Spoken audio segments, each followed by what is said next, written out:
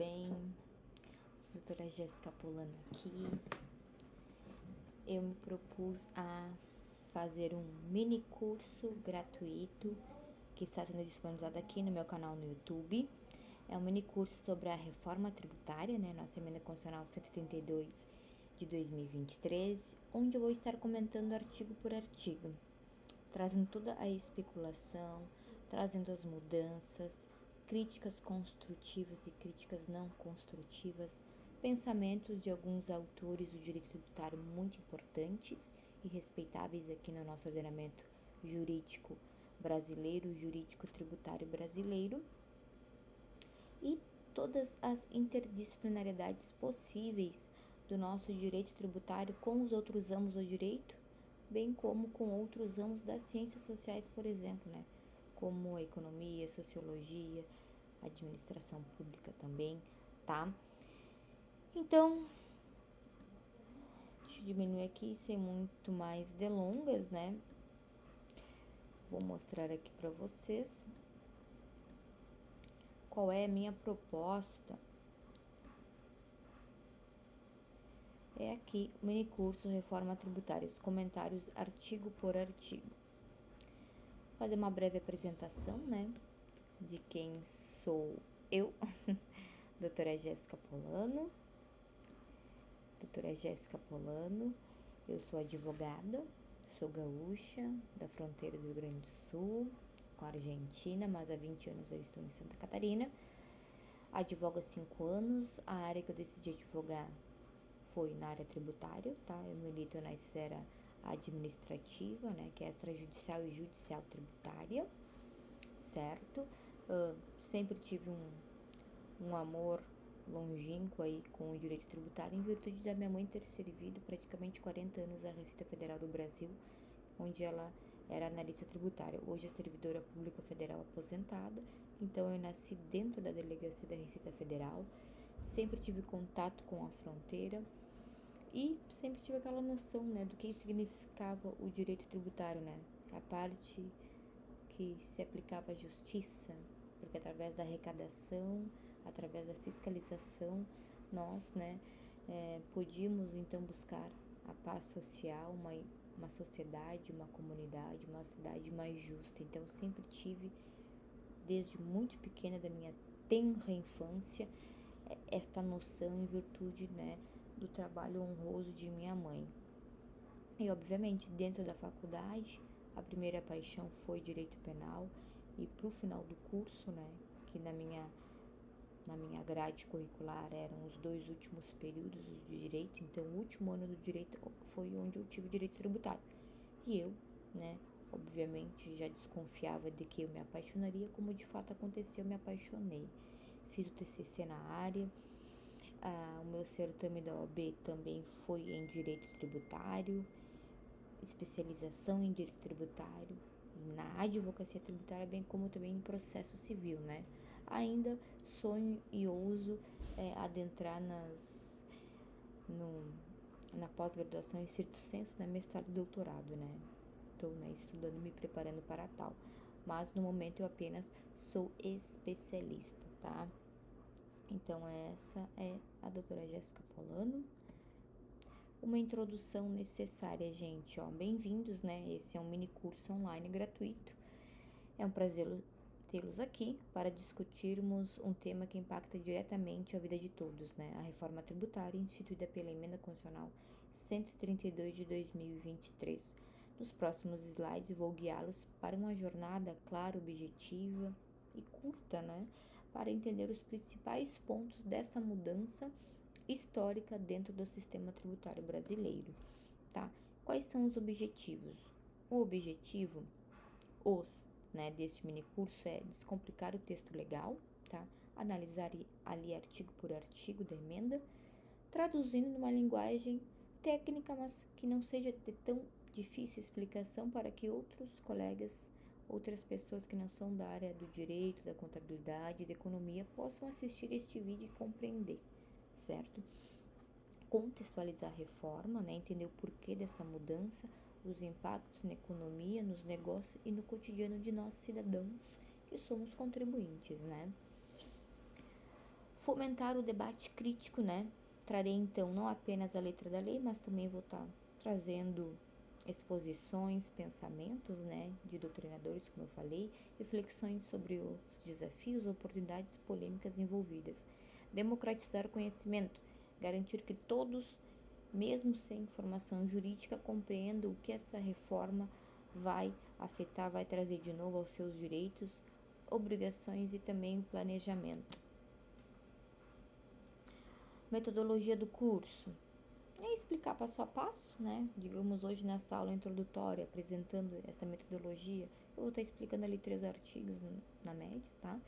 Com gráficos para visualizar as mudanças, né? Principalmente eu vou trazer um gráfico que até está dentro do meu e-book, que está à venda pela plataforma Hotmart. Depois eu vou compartilhar com vocês, que abrange ali toda a parte da transição, né? Desde a sua entrada até lá 2030 e picos, que vocês vão ver.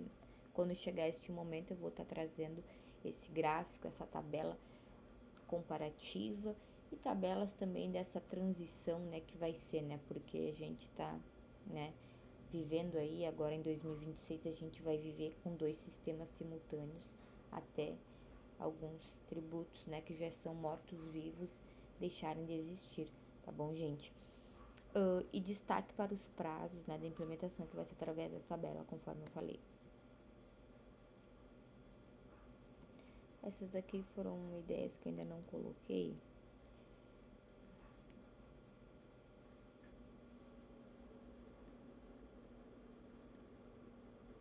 Então, deixa eu só me ver onde eu estou.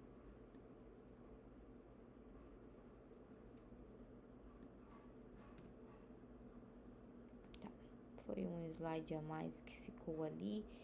Enfim, não tem problema, né? Faz parte. A gente aprende. Eu quero colocar aqui para vocês, tentar me posicionar aqui para que eu apareça também.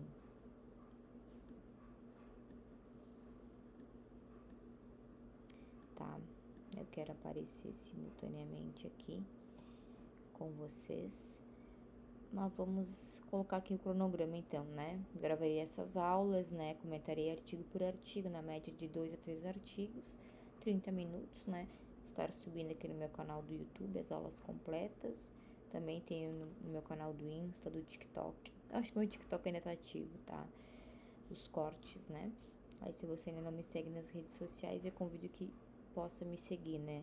Meu Instagram, TikTok, LinkedIn, são todos esses, @jessicapsaveder.adv, tá? E nas legendas do YouTube, aqui na legenda vão estar as obras que eu citei, tá? E também eu vou estar deixando meu link caso queira adquirir o meu e-book. Então, a conclusão com esse mini curso é que você vai conseguir ser capaz de compreender a estrutura da nova tributação, né? Identificar como a reforma impacta sua área de atuação, participar de discussões informadas sobre o tema e vamos juntos, né, desvendar essa reforma, combinando rigor técnico e linguagem descomplicada. Bora recomeçar. Não se esqueça então, gente, de se inscrever aqui no meu canal para acompanhar os módulos e também ative as notificações de cada vez que sair um vídeo novo, né? Seja deste mini curso ou de outros que eu indico que assistam, outros vídeos que eu venho estar postando aqui, vocês podem estar acompanhando e interagir diretamente comigo. Então é isso. Aqui tá o meu tertúlia tributária, como boa gaúcha, né? O tertúlia tributária significa tertúlia, né? Para os gaúchos significa nada mais do que uma roda de prosa e conversa. Então esse meu TT, tertúlia tributária, é uma marca que já está em planos para ser registrada, tá? Onde eu vou estar conversando a relação, né, do mundo tributário com o restante, de todas as outras áreas, não só do direito, não só dos outros ramos do direito, mas também com outros ramos das ciências sociais, como a economia, a sociologia, enfim, ciência política, tá, gente? Então,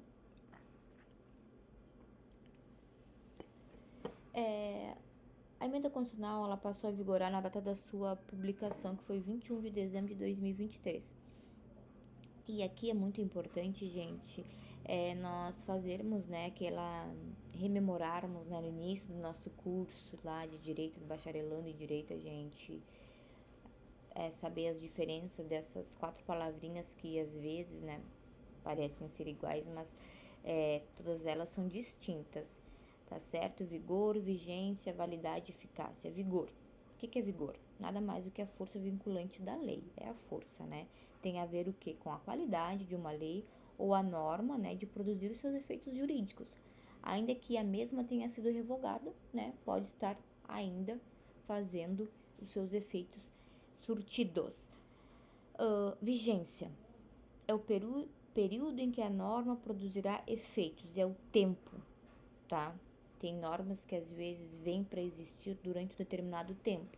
Nós tivemos recentemente a pandemia lá, muitas normas tiveram o seu período de vida muito curto, né? Durante aquele período de emergência, de estado de emergência que nós tivemos, né? Calamidade pública, etc., em virtude da pandemia da Covid-19, tá?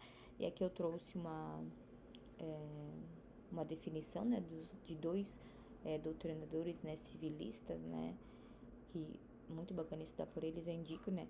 A vigência aponta para o tempo em que ela existe. De acordo com o professor Pablo Stolz e Rodolfo Pamplona, é um critério puramente temporal. Portanto, uma lei poderá continuar produzindo efeitos posteriores de sua aplicação no período em que esteve vigente, mesmo depois de, porventura, sua vigência terminar, tá? O período de que a norma produzirá efeitos. Exemplo, Código Civil de 1916, já não tá mais vigente, né? Acabou, né? Com o advento do Código Civil de 2002, que começou a ter a sua eficácia a partir de janeiro de 2003, se não me engano, foi uma vacatio legis, né? O período de adaptação, né? De 1 ano, certo? E a vigência é isto. Já a validade é o aspecto formal e material da produção da norma, a liturgia que foi percorrida para que a norma e a lei viesse a existir. Então, se a norma foi produzida por autoridade competente, se seu conteúdo é válido. Por exemplo, a Emenda Constitucional 182 de 2023, a nossa reforma tributária, né? Como a emenda constitucional, ela requer o quê? Um quórum específico de votação para que ela venha a nascer. Essa palavra venha a nascer, né? Que é um quórum qualificado em 2 turnos de 3/5 dos membros totais do Congresso Nacional, ou seja, Senado Federal e Câmara dos Deputados Federais, tá? Exemplo, uma lei complementar também tem um quórum específico, né? Que é a maioria absoluta da Casa do Congresso Nacional, por exemplo, né? Na minha época, né? Do início lá do estudante de direito, a gente sempre falava em maioria absoluta e relativa, né? 50% mais um dos presentes e 50% mais um do total.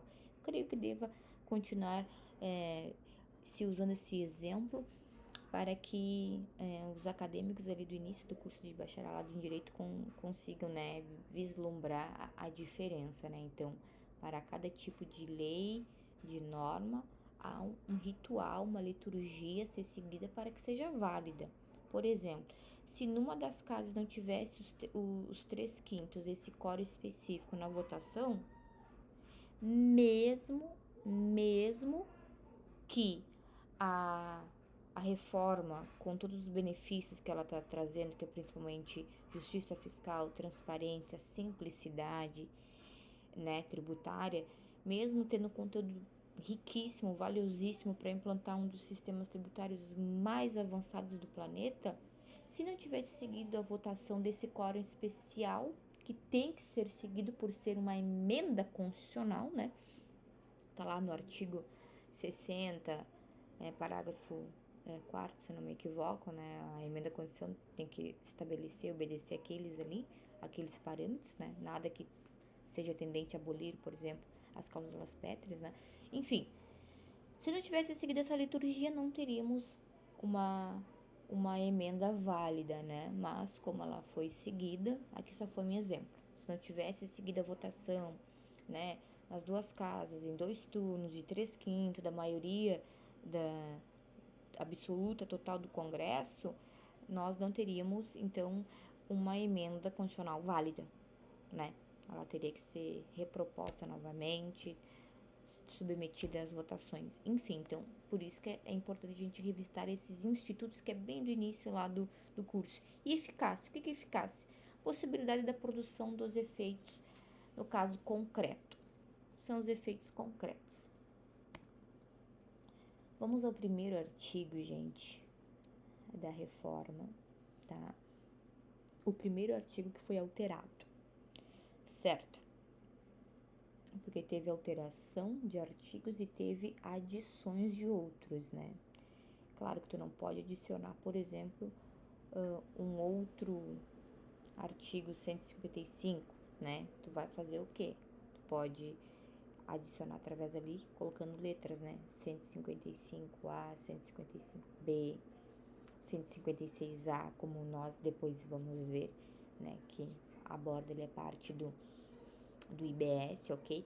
Então, eu quero mostrar para vocês aqui que eu tô me pairando também dentro do... Aqui tô eu de novo. Eu tô me pairando, gente, dentro do... mas se eu coloco aqui, eu acabo sumindo. E eu quero aparecer.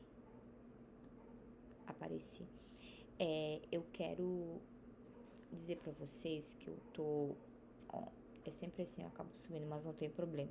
Eu tô me pairando nesse livro que foi o primeiro que eu adquiri, né? Que foi do professor Hugo de Brito Machado II, né? Um dos tributaristas mais renomados, né? E respeitados do direito tributário, né?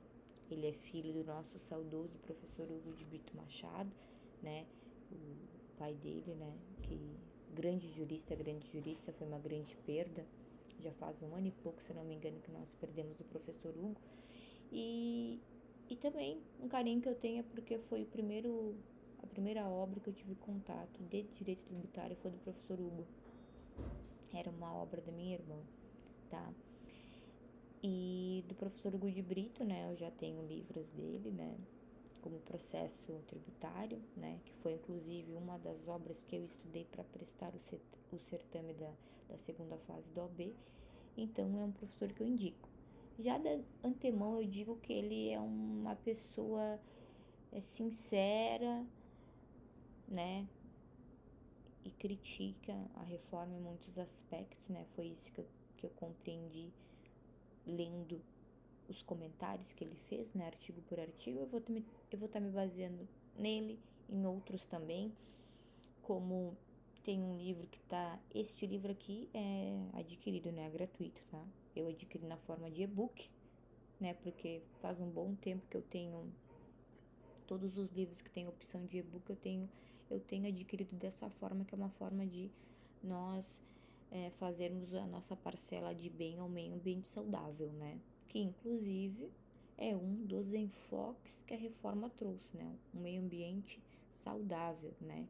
Então, todos aqueles dos setores produtivos, né, que fizerem objetivando a diminuição de carbono, eles vão ter benefícios fiscais. Isso é muito interessante porque faz com que, né, cada um do setor da cadeia produtiva, né, tem o setor primário, secundário, terciário, enfim, que fazem parte da infraestrutura industrial e da produção, eles possam, né, estar tendo olhos mais cuidadosos, caridosos para com o meio ambiente. E ao implementar políticas dentro das suas empresas que privilegiem a diminuição da emissão de carbono, por exemplo, que danifica o nosso meio ambiente, danifica o planeta, eles vão estar sendo estornados com benefício fiscal, tá? Então, só para complementar para vocês, é por este livro que eu tô me pautando nessas 2, 3 primeiras aulas. Depois eu vou apresentar outros livros, tá? Que inclusive pode ser baixado, esses que eu vou comentar depois de forma gratuita, né? Que é do professor Henrico Santi, excelente também, né? Um dos intelectuais responsáveis pela reforma, tá? E é isso, gente. Vamos lá então. Ó,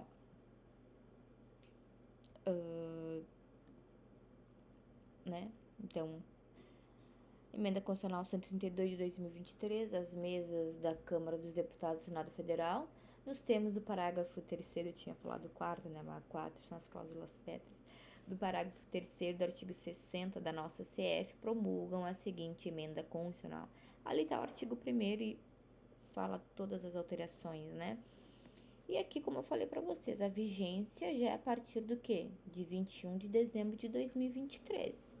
E se a gente volta ali, né, para compreender o que é vigência, vigência é o período de que a norma produzirá efeitos, ou seja, ela está vigente, né, e já começa a produzir efeitos, né. Claro, ali vai ter o aspecto da transição, o aspecto de nós nos adaptarmos, e 2026 é quando ela, digamos, começa a ter a força vinculante, é o vigor mesmo da lei, certo? Tem artigos bem no início dos alterados que vocês vão ver que já está em vigor, já tem força.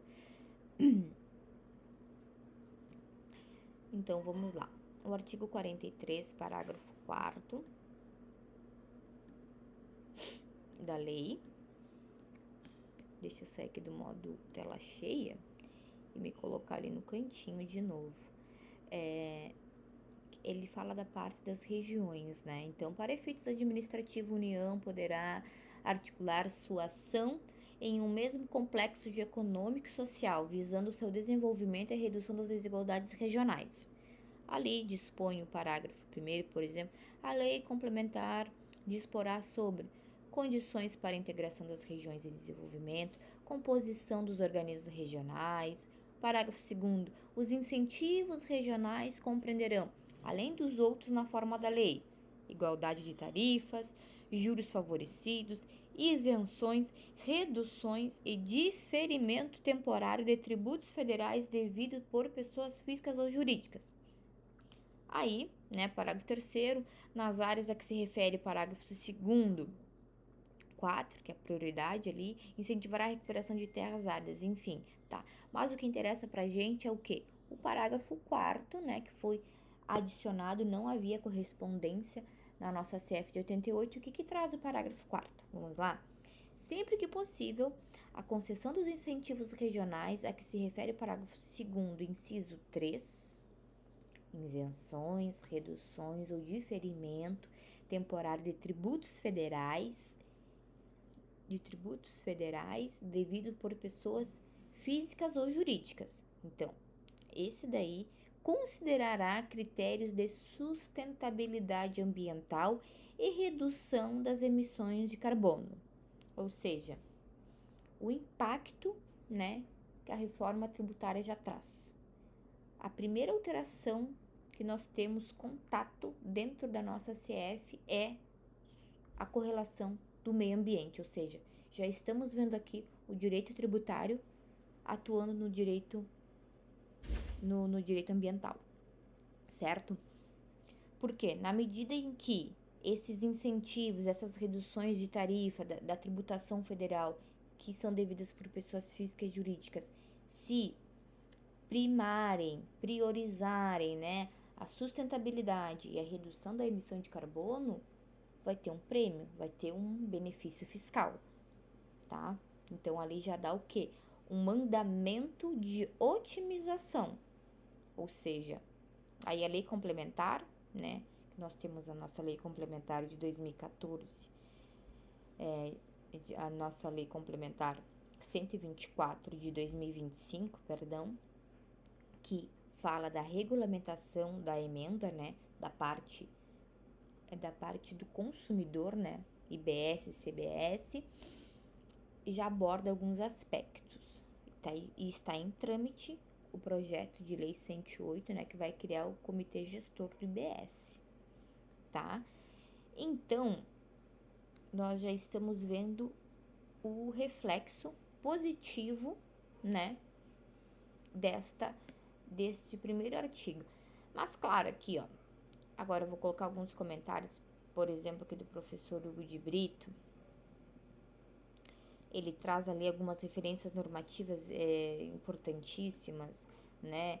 Ali, obviamente, as referências normativas do nosso CTN, né? Lei 5.172 de 66. Ele trouxe como referência a Política Nacional do Meio Ambiente, que é a Lei 6.938 de 81, e a Lei 9.795 de 99, que é a Política Nacional de Educação Ambiental, né? Os comentários que o professor Hugo faz, ele trouxe até um julgado, no sentido... Deixa eu colocar aqui que daí fica melhor. O que o professor Hugo faz embora as disposições atinentes ao direito tributário se localizem principalmente a partir do artigo 145 da Constituição, o artigo 43, que figura entre os que entraram em vigor já com a promulgação da emenda constitucional, ou seja, já tem a sua força de lei vinculante, está em vigor, tá? Com a promulgação da lei, inaugura a seção dedicada às regiões, motivando a existência de remissões nele à matéria tributária quando relacionada aos incentivos fiscais de cunho regional. Vale dizer ao uso do tributo com função extrafiscal ou indutora destinada a promover o desenvolvimento das regiões mais pobres ou a reduzir as desigualdades regionais. Aqui ele fala também sobre a extrafiscalidade que envolve, né, essa parte de discriminação diversa da capacidade contributiva. Quando o tributo tem a sua função fiscal, né, que é arrecadatória, a principal medida de diferenciação entre os contribuintes é a capacidade contributiva, né? Mas, quando se trata, né, gente, de função extrafiscal, destina o quê? A induzir comportamentos e o critério que entra em cena passa a ser outro.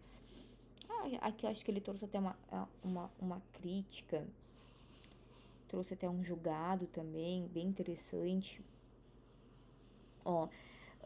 Com a passagem em comento, pretende-se impor ao legislador, na máxima medida possível, o uso de critérios ambientais, em especial relacionados à emissão de carbono, a serem conciliados ou conjugados com os critérios atinentes à redução das desigualdades regionais, ou seja, sempre que é possível, né, tem que estimular este desenvolvimento regional daquelas regiões mais pobres, né? E como é que se faz isso? Se utiliza do tributo, né? Mas fazendo de modo a priorizar também a sustentabilidade. A redução das emissões de carbono, isso deve ser feito. Enfim.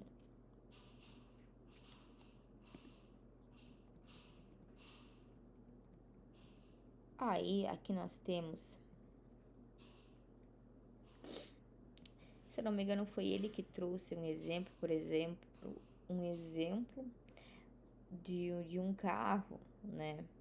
De um carro mais velho, mais antigo, do qual a gente sabe que emite muito mais carbono do que carros novos, mas a pessoa que é proprietária desse veículo geralmente é um contribuinte com um poder aquisitivo muito pequeno, bem menor. Então, o que acontece? É aquilo que aquele contribuinte pode ter. Aí, as normas entrariam em contraponto no sentido: a capacidade contributiva do contribuinte é pequena em relação a quem pode ter um carro zero, com menos emissão de carbono, um carro elétrico, enfim. E só que, pelo outro lado, esse carro está danificando o ambiente. Então, ele deveria ser penalizado por estar emitindo muito carbono, né? Então, aqui entra o que, né? É um conflito de princípios, né? Aparentes ali, direto, porque no caso concreto tem que sopesar. Por exemplo, digamos, eu tenho um Fusca. Eu não tenho Fusca, tá? Eu tenho um Fusca. E ele emite muito carbono. Só que daí minha capacidade contributiva é essa que eu posso ter. Por um lado, se a reforma tá vindo para fazer justiça fiscal e desonerar as minhas costas da tributação e que quem recebe a mais pague mais, quem tá lá no topo pague mais, mas por um aspecto ambiental eu tô poluindo, aí como é que fica? Vai me onerar mais ou não vai me onerar mais? Enfim, é uma discussão salutar que tem que ser encontrado um meio de se achar uma solução para esse conflito aí aparente, bem aparente, né, gente? Que é o exemplo do contribuinte com uma capacidade contributiva pequena, que tem, por exemplo, né, um carro que emite muito carbono, tá?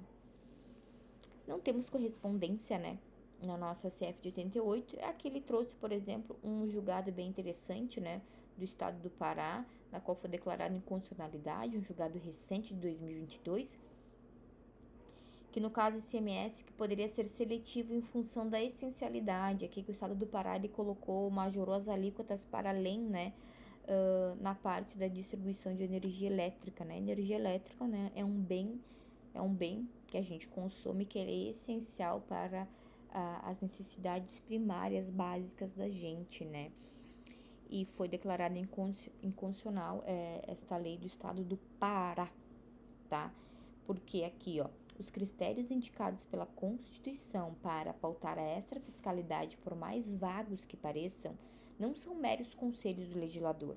No caso do ICMS, que poderia ser seletivo em função da essencialidade, consideram-se inconstitucionais alíquotas mais elevadas para a energia elétrica.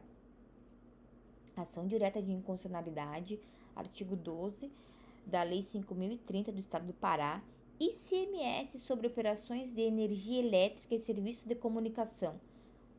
Adoção de alíquotas superiores àquela que incide sobre as operações em geral. Impossibilidade. Princípio da seletividade, critério da essencialidade. Foi uma tese fixada no tema 745 da repercussão geral. O STF teve modulação dos efeitos, né? Então, e teve a procedência do pedido, né? Essa lei estadual do estado do Pará, 5.530, ali o seu artigo 12, foi declarado inconstitucional, porque as alíquotas foram majoradas para além da alíquota geral, tá?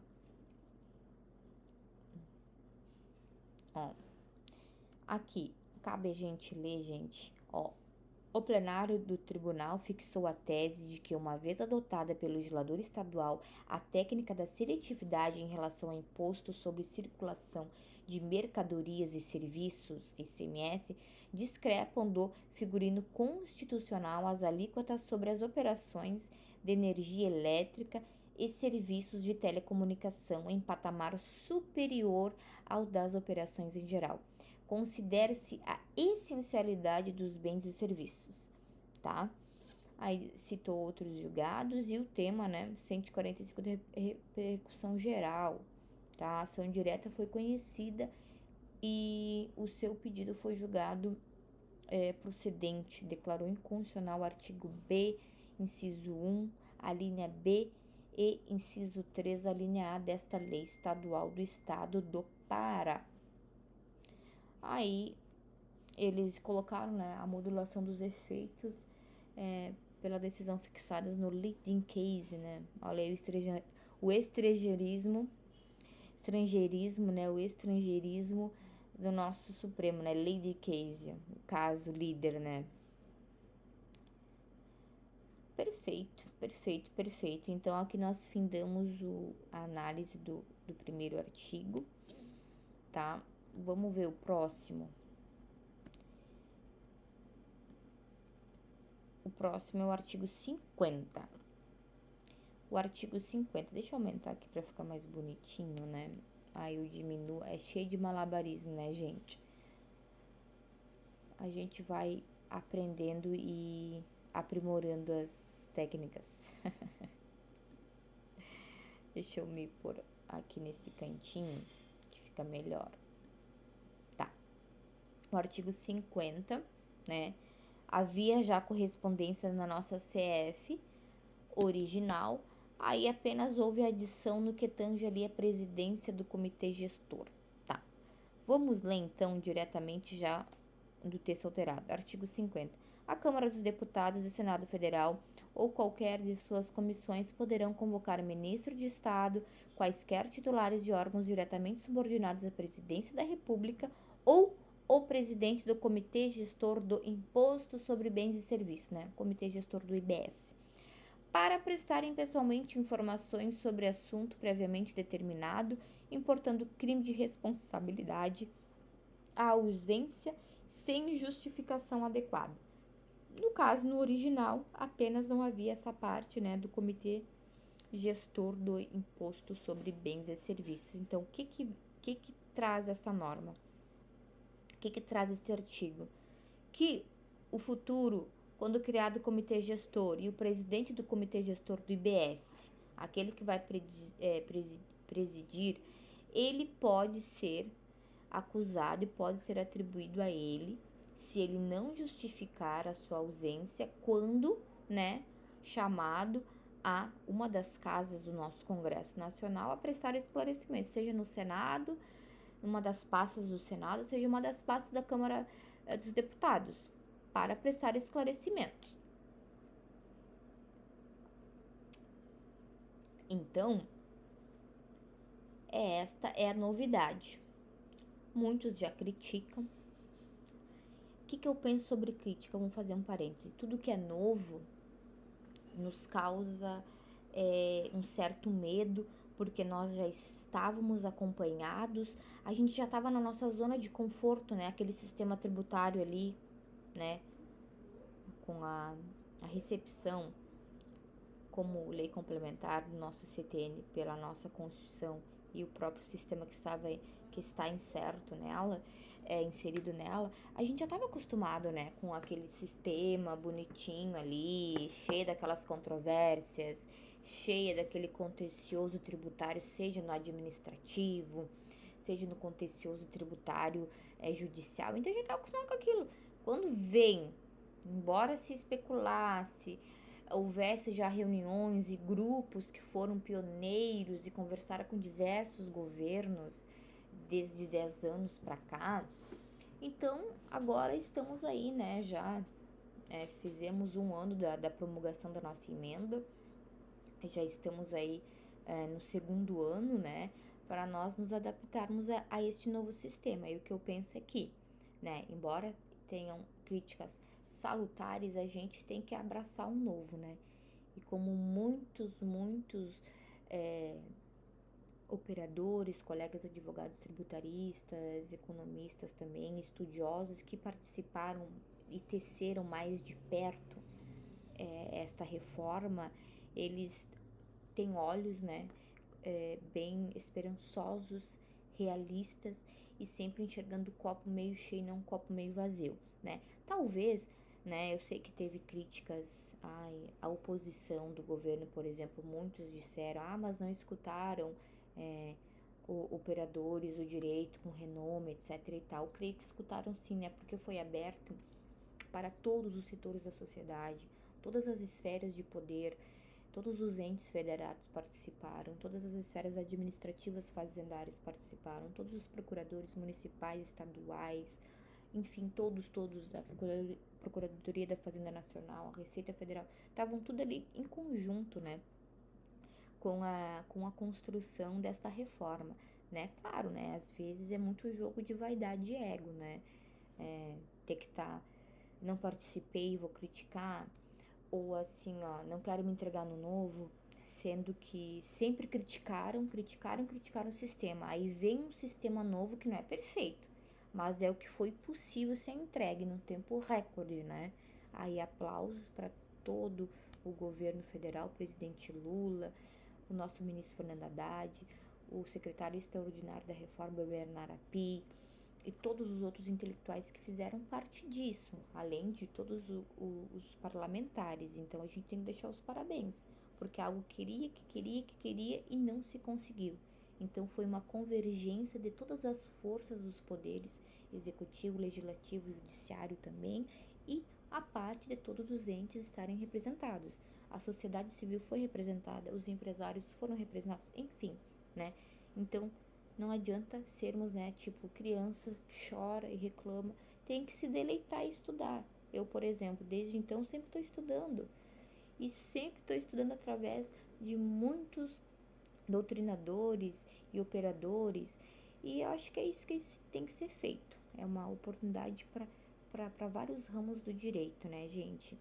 Respeito às críticas, mas que elas sejam feitas, né, de forma coerente, de forma adulta, sem depreciar, sem usar de sarcasmo, de piadinhas, de ironias com o sistema, porque no momento que tu critica, tu tá criticando o teu colega que tava lá trabalhando, né, passou noite, madrugada, varando para que pusesse aqui para nós a reforma e agora também a nossa lei complementar que aborda sobre a reforma do consumo, né?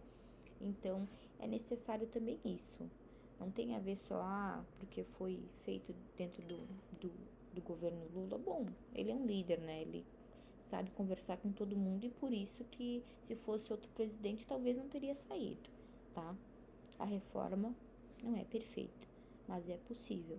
E conforme vocês forem estudando por estudiosos bem mais estudiosos do que eu, e talvez também mais estudiosos do que você, se você é um acadêmico ou um colega que está entrando agora na seara tributária, vão ver que são pessoas que têm carga de conteúdo, sim, experiência na área, seja na administrativa, seja na judicial, e que, né, às vezes até deixou de atuar em si para se dedicar a transformar e trazer um novo sistema tributário. E friso, esse sistema tributário novo, a gente está saindo de um sistema mais desatualizado e mais desigual do mundo, lá de não sei quanta posição, entre os 200 sistemas tributários do mundo, a gente estava na posição 70º, sei lá, 98º. E a gente está saindo para um sistema que, conforme mais nas aulas à frente, a gente vai discutir. E eu também, dentro das aulas, eu vou estar remetendo a todos os links. Aliás, dentro do meu canal do YouTube tem uma pasta, uma playlist aberta e fala assim, indico assistir. Então, tudo do mundo tributário, de economia, eu tô colocando ali para vocês assistirem, tá? Um canal que eu super indico que vocês assistam é o canal Nossa Reforma, né, que é do professor Érico Santi. Faz um ano que eu conheço e comecei a estudar. Ele e a galera dele disponibilizam um livro PDF de forma gratuita. É obrigatório ler, que também se chama Nossa Reforma, tá? Tem que ler, reler, pra estar por dentro, tá, gente? Falei demais, né? Mas é mais ou menos nisso. É pra gente não só criticar e olharmos com os olhos, né? O copo meio cheio e não meio vazio, tá? Por exemplo, esse professor aqui, né, o professor Hugo de Brito, é um professor que eu adoro ele, né? Tem um jeitinho do pai dele, né? Como eu já tinha um carinho pelo professor Hugo, né? Imagina, foi o primeiro livro tributário que eu bati o olho na minha vida. Não tem como a gente esquecer jamais, né? Eu percebo que ele tece críticas, mas as críticas dele totalmente construtivas, não são críticas que depreciam, são críticas que nos convidam a refletir e para um debate salutar. Agora, acho que já tem outros profissionais aí, principalmente do ramo aí da internet, hoje todo mundo é coach, todo mundo é professor, que embora às vezes até tenha um doutorado, pós-doutorado, tenham cartela de cliente X, advoga, etc, toda essa parafernália, né, no currículo, gravam vídeos até em forma de deboche. Eu penso que seja de uma forma irresponsável, porque friso, não é só a parte legislativa, não esteve à frente de só o senador, o deputado, o presidente, não. Por detrás de tudo, muitas cabeças, muitos corações que dedicaram uma vida inteira a serem tributaristas, a serem economistas, né, que se dedicaram muito nesta fase, tá, gente? Então, é necessário, se você quer criticar, conheça, mas faça uma crítica de forma adulta, jamais de forma infantil apreciativa, tá certo? Vamos para o outro parágrafo, para o outro artigo, e eu já vou encerrar e os demais eu coloco nessa segunda aula, tá? Então é isso. Aqui traz também, gente, ó, presidente do comitê gestor, né, imposto sobre bens e serviços. Vocês vão ver que o próximo artigo, se eu não me engano, fala sobre que tem muito a ver com isso, da competência. Do artigo 105, a gente sabe que é a competência do STJ, nosso Superior Tribunal de Justiça.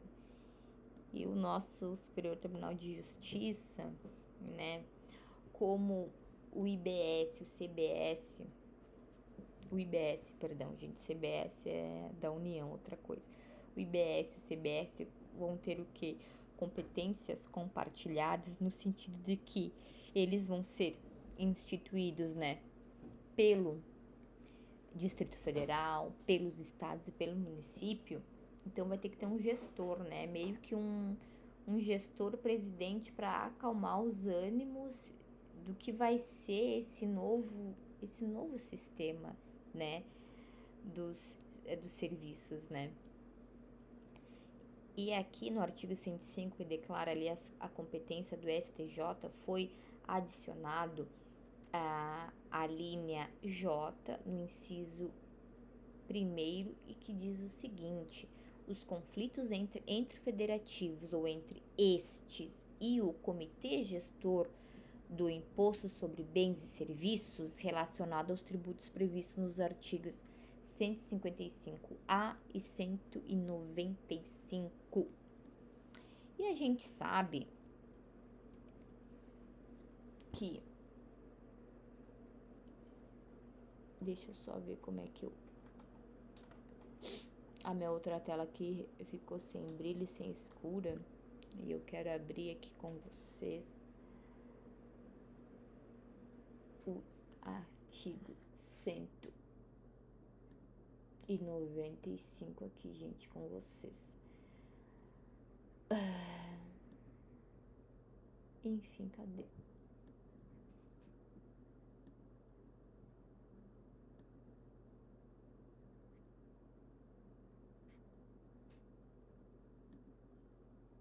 Tá, enfim, eu não tô conseguindo abrir aqui, mas eu vou tentar fazer o seguinte, abrir direto aqui, CF Planalto, que é o que a gente tem que ver, né, Constituição Planalto, e vamos colocar aqui o artigo 1º 156A, tá? Aqui vocês já estão vendo, ó, lei complementar instituirá sobre bens e serviços de competência compartilhada entre estados, Distrito Federal e municípios, né? Foi incluído pela nossa emenda, perfeito? E a lei complementar já existe, é a lei complementar 124 desse ano. Agora vamos ver o 195, vamos ver. Fala o seguinte, né, que a Seguridade Social será financiada por toda a sociedade de forma direta e indireta, nos termos da lei, mediante recursos provenientes dos orçamentos da União, Estados, Distrito Federal e dos municípios e das seguintes contribuições sociais. Aí foi adicionado aqui o inciso 5, ó, instituído pela nossa emenda 132, sobre bens e serviços nos termos de lei complementar, tá? É isso daí.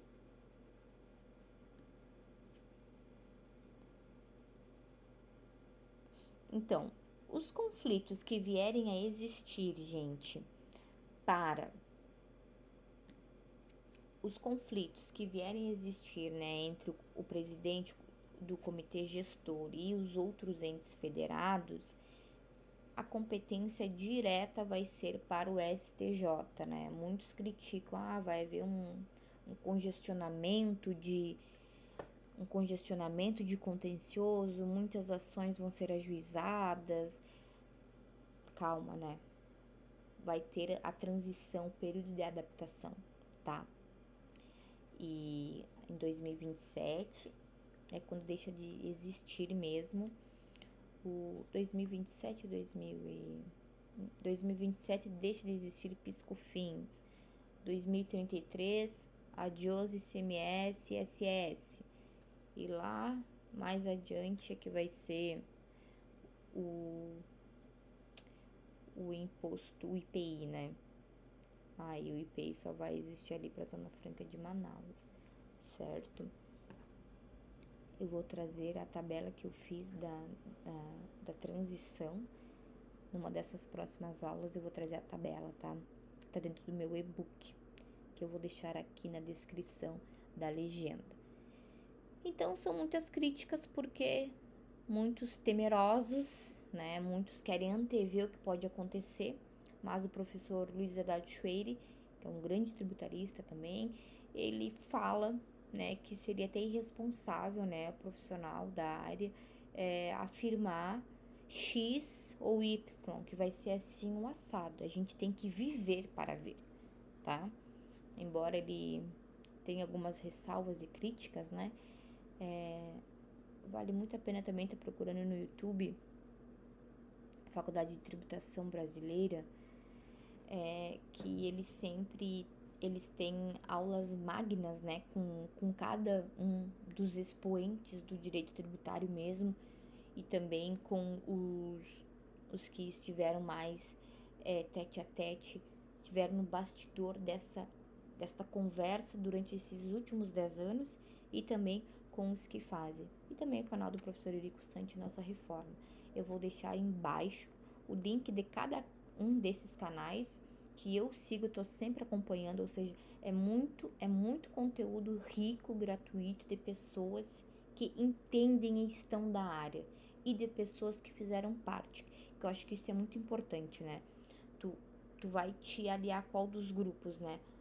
É o grupo que ficou fora, só critica, ou aquele que estava ali dando sangue e suor para fazer a coisa acontecer e nos traz esperança, né?